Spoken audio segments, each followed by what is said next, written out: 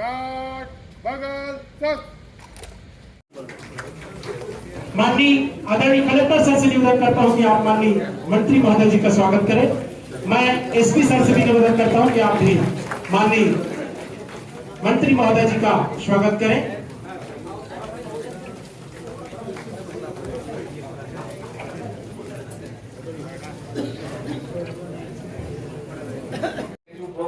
आज हम एकजुट होकर नशा मुक्त भारत अभियान के तहत एक प्रतिज्ञा लेते हैं कि मैं शपथ लेता हूं कि मैं स्वयं सत्ता के प्रति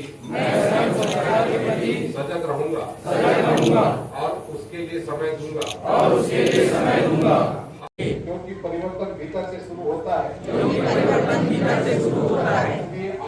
इसलिए आओ मिलकर अपने भारत को नशा मुक्त बनाने का संकल्प लें।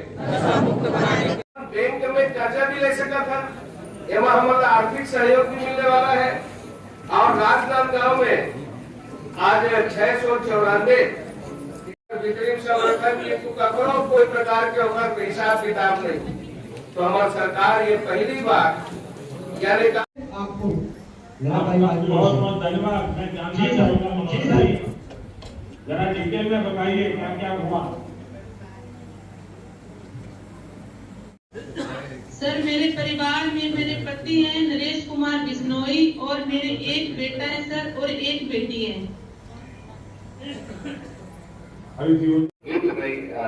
योजना के माध्यम से देश का मान सम्मान पूरे अंतर्राष्ट्रीय सतह पर उन्होंने स्थापित किया।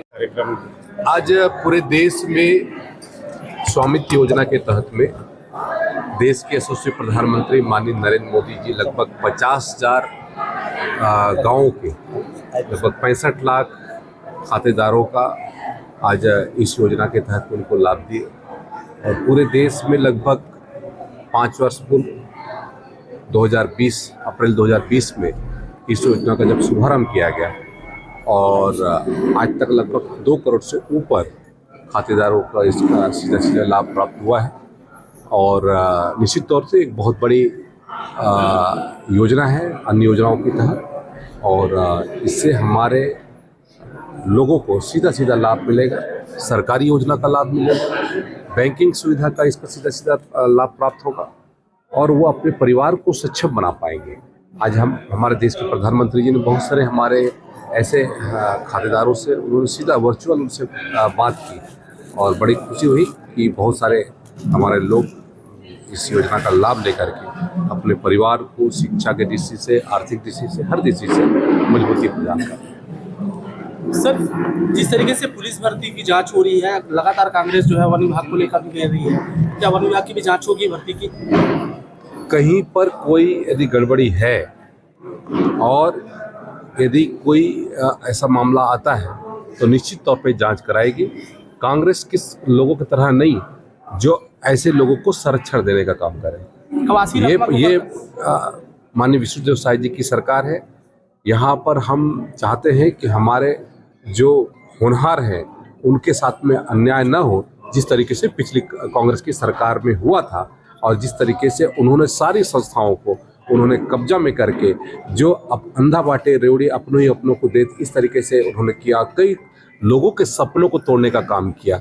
ये इस तरीके से नहीं होगा। फॉरेस्ट लैंड में बहुत सारी स्थिति है, उसके लिए क्या पहल हो रही है? देखिए उसके लिए भी अलग अलग तरीके से हम लोग अभी, मैं कल ही वहाँ पर गया था, लगभग 130 हमारी सड़कों के लिए वहाँ पर स्वीकृति प्रदान किया है और एनओसी दे करके उन सड़कों को पुनः प्रारंभ कराया जा रहा है। जनमन योजना के तहत में भी हमारा प्रयास है कि उन क्षेत्रों में ज़्यादा से ज़्यादा सड़कों का निर्माण हो फॉरेस्ट के माध्यम से, क्योंकि हमारी मंशा है, देश के प्रधानमंत्री जी की भी मंशा है, माननीय मुख्यमंत्री श्री विष्णुदेव साय जी की भी मंशा है।